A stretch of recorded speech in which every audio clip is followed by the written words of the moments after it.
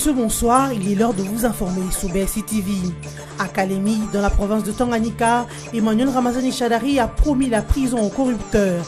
Lors d'un meeting dans cette dernière étape de sa tournée de campagne au Grand Katanga, le dauphin de Joseph Kabila Kabange a aussi promis de mettre fin à la sécurité sous toutes ses formes, mais aussi de réhabiliter les chemins de fer et les routes et des dessertes agricoles. Et puis l'ONG La Voix de Sans Voix tient à la paix durant cette période électorale. Ainsi, elle a organisé un atelier de formation à l'intention des jeunes. Question de les inculquer les notions de non-violence, de bonne gestion des conflits et de la paix. Cet atelier, organisé dans le district de la Funa, est le deuxième du genre après celui organisé à Tchangou. Il y a de cela 5 ans que disparaissait Pascal Tabouley dit Rochero. Ce vendredi 30 novembre, quelques de ses proches, amis et membres de famille ont inauguré le mausolée du Seigneur Ley à la nécropole de Lantsele. D'autres activités sont prévues dans une soirée de gala ce dimanche 2 décembre, mais aussi un grand festival sera organisé au mois de février 2019 en son honneur. Mettre fin à l'insécurité sous toutes ses formes, au banditisme urbain, aux tracasseries administratives sur les motards et autres hommes d'affaires, réhabiliter les chemins de fer, les routes de dessert agricole dans le 6 territoires du Tanganyika, mais aussi et surtout jeter en prison les corrupteurs et ceux qui détournent les deniers publics à Kalemi et ailleurs à travers le pays. Tels sont les propos tenus par Emmanuel Ramazani Shadari lors de sa tournée dans la ville de Kalemi à Tanganyika. Ainsi, le candidat du Front commun pour le Congo a invité les habitants de Kalemi et autres territoires de sécuriser le processus électoral et les matériels de vote avant de demander également à l'assistance de voter pour les candidats du Front commun pour le Congo aux divers scrutins. L'occasion faisant le larron, le professeur Némi Mwilania Wilonja, coordonnateur du FCC, a installé officiellement le gouverneur Richard Ngoï Kitangala comme coordonnateur provincial de la plateforme des nationalistes et patriotes dont Joseph Kabila Kabange est autorité morale. Le numéro 13, Emmanuel Ramazani Shadari, a reçu le soutien et la garantie de vote favorable de la foule qui a levé les mains en réponse à sa question de qui allait-elle voter le 23 décembre. Nombreux vivent au Congo sans l'avoir choisi comme leur demeure éternelle, le pays n'étant pour eux qu'un site à exploiter. Même pris pour leur jardin, cela ne l'entretiennent pas afin qu'il leur donne à jamais ses meilleures productions.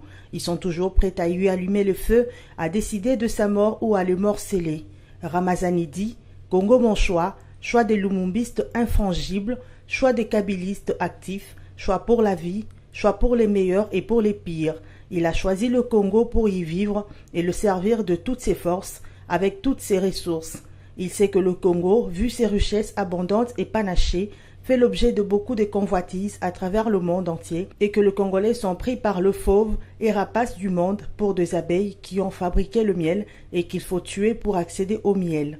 Ramazani a choisi le Congo conscient de tous les risques que ce choix comporte, risques de la part de ses propres frères et sœurs Judas et risques de la part de ceux qui veulent contrôler la République démocratique du Congo et piller ses richesses aux dépens de Congolais. Ramazani n'a pas que choisi le Congo, il en a aussi fait son devoir, devoir de les servir, devoir de lui être fidèle malgré les intempéries de l'existence, malgré les dangers d'être gardien d'un pays rempli de trésors et qui de ce fait court tous les dangers d'être tué par tous ceux qui veulent accéder indûment au trésor. Ramazani a pris l'engagement solennel de servir la RDC comme le père de l'indépendance, même si la mort peut s'en suivre. Il est le kamikaze de la poursuite des efforts en vue de la mise de la RDC sur l'orbite de l'émergence en continuant l'œuvre amorcée par Joseph Kabila et tirant profit de toutes les leçons apprises.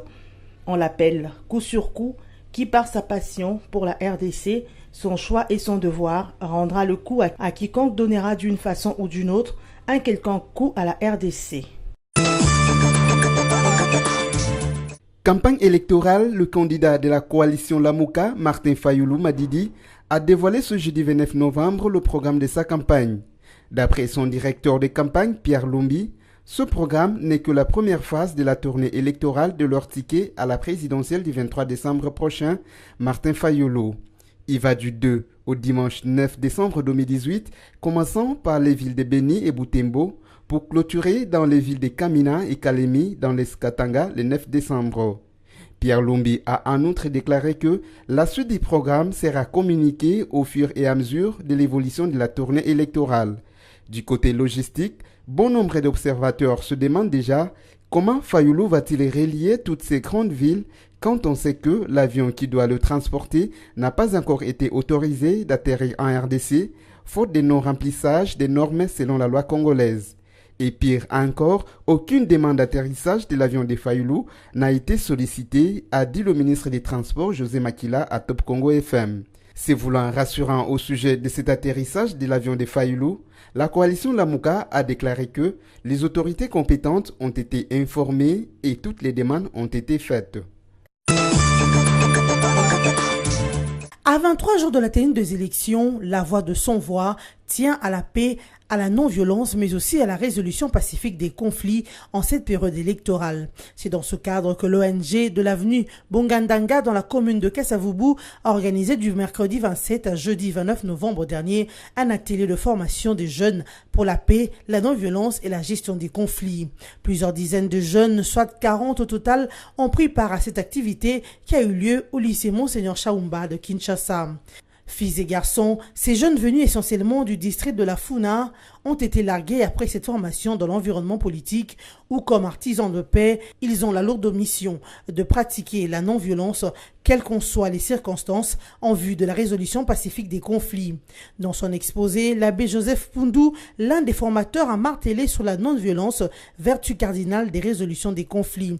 Il s'est de rappeler que cet atelier de formation a eu lieu après celui organisé dans le district de la Tchangou où 200 jeunes, filles et garçons, ont bénéficié de la même formation.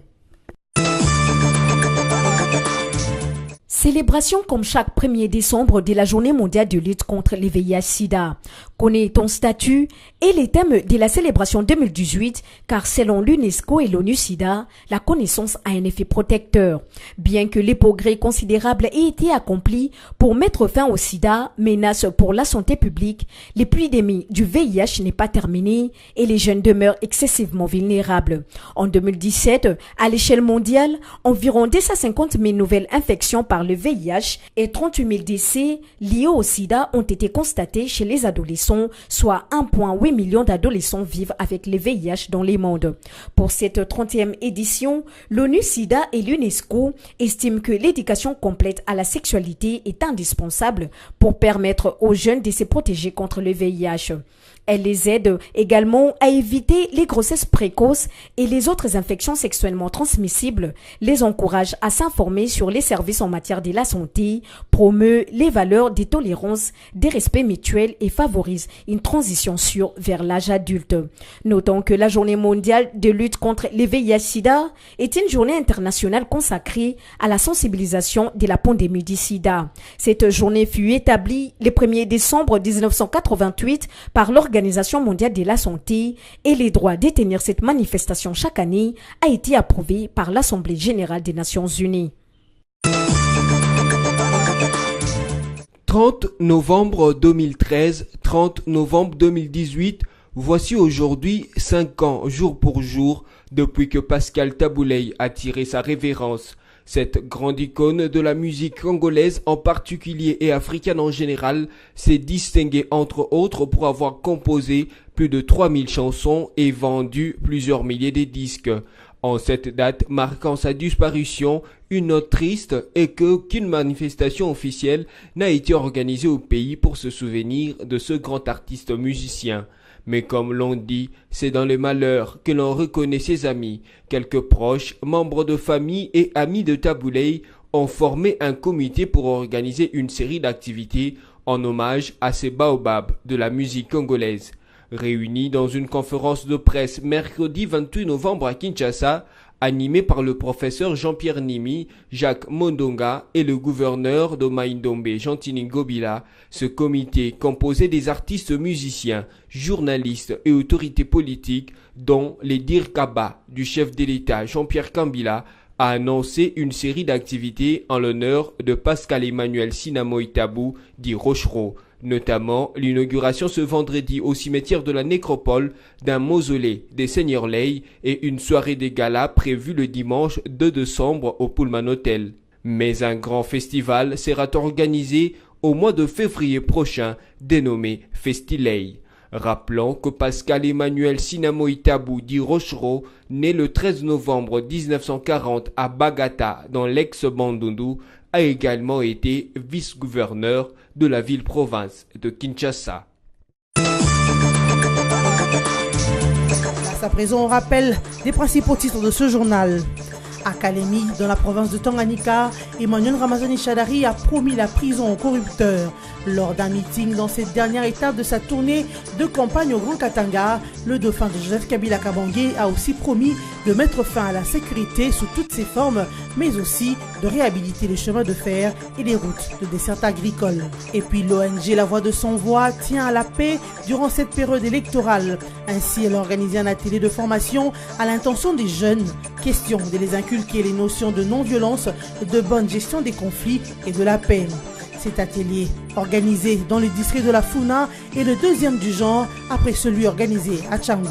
Il y a de cela 5 ans qu'au disparaissait Pascal Tabouley dit Rochereau. Ce vendredi 30 novembre, quelques de ses proches, amis et membres de famille ont inauguré le mausolée du Seigneur Ley à la nécropole de Lantsele. D'autres activités sont prévues dans une soirée de gala ce dimanche 2 décembre, mais aussi un grand festival sera organisé au mois de février 2019 en son honneur. C'en est fini pour ce soir. Merci de nous avoir suivis.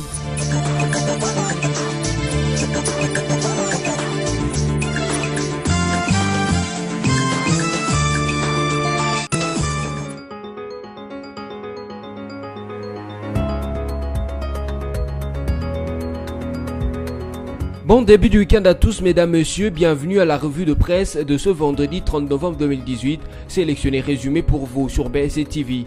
Commençons avec les sites d'actualité Congo Virtuel qui titrent « Les opposants préparent la contestation des résultats des élections du 23 décembre ».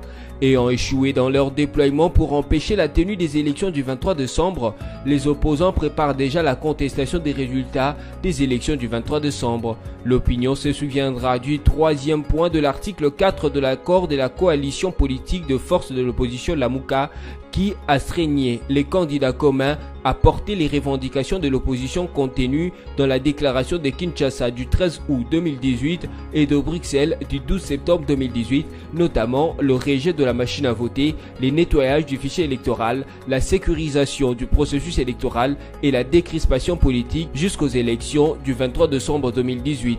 Toutes les analyses faites, ces conditionnalités laissent entrevoir l'ombre de contestation future des élections au cas où la stratégie utilisée par l'opposition ne réussissait pas à empêcher la tenue des élections du 23 décembre. À l'analyse de plusieurs observateurs, cette opposition savait que malgré ces exigences, les élections se tiendraient sans qu'elles soient satisfaites et qu'au cas où elles n'obtenaient pas les résultats escomptés, elles pourraient facilement prétendre que les résultats des élections étaient tripotés parce qu'on a utilisé la machine à voler et que les électeurs sans empreinte digitale ou fictifs, comme l'opposition les appelle, auront été utilisés pour gonfler les suffrages obtenus par les candidats du Front commun pour le Congo. Poursuivons cette revue de presse avec Forum des As qui note en grand titre « Fayulu débute sa campagne à l'Est ». Une semaine après le coup d'envoi de la campagne électorale, le candidat de la coalition Lamuka semblait bloqué dans son starting block. Pas plus tard qu'hier, jeudi, Forum des As titrait alors à sa une « Martin Fayulu, ça traîne ». La réaction ne s'est pas fait entendre. Quelques heures plus tard, un communiqué signé par Pierre Lumbi au Congo, le directeur de campagne de Martin Fayulu, a atterri dans la rédaction de Forum des As, dévoilant les premiers plans de la tournée électorale du candidat commun de l'opposition désigné à Genève. Sur les pas d'Emmanuel Ramazani Shadari, le candidat du Front commun pour le Congo, le porte-étendard a décidé de mettre le cap sur l'est du pays où s'élève le soleil. Au moment où le coup sur coup sillonne le sud-est du pays, Martin Fayulu a choisi de démarrer son périple dans le chaudron de Benyé Boutembo, terre ensanglantée par de groupes armés tant locaux qu'étrangers, en particulier les ADF, ces rebelles ougandais qui s'illustrent par des tueries de masse. Le choix n'est pas anodin. D'autant plus qu'il s'agit bien du fief de Mboussania-Mouissi, l'un des ténors non pas apparents de la coalition Lamouka. Le Grand Nord est aussi connu pour le nombre impressionnant des victimes au cours de guerres civiques à l'est du pays. Bouclons cette revue de presse avec Actualité.cd qui écrit à son tour